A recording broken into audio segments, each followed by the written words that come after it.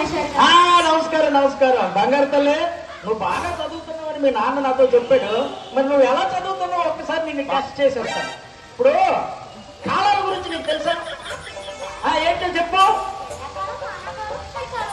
నీ అమ్మగాడు బాడ అది కాదే, భూతకాలం, భవిష్యత్తు కాలం, వర్తమాన కాలం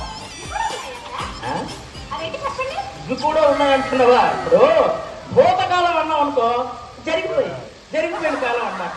భవిష్యత్తు కాలం అనుకో, రేపు జరగబోయేది అన్నమాట. వర్తమాన కాలం అనుకో, అబ్బా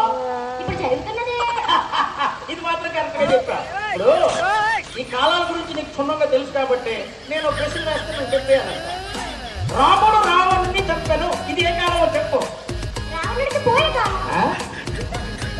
నీ దగ్గరే రావణుడు పోయే కాలం కాదే, అది భూతకాలం అని చెప్పలే తల్లి. సరేగాని హిమాలయాలు ఎక్కడున్నాయి చెప్పు.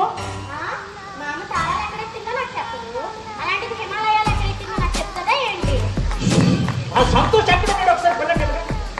ఆ సంతోష్ చాలా బాగా చదువుతుందని చెప్పాడు. ఇదేనా నీ చదువు? సరేగానే నువ్వు సరిగ్గా సమాధానం చెప్పలేదు. నువ్వు ముందు బెంచి ఎక్కి చెప్తాను. బెంచి ఎక్కి నీకు ఇదే పనిష్మెంట్. బెంచి ఎక్కు. బెంచి ఎక్క కూడా హిమాలయాలు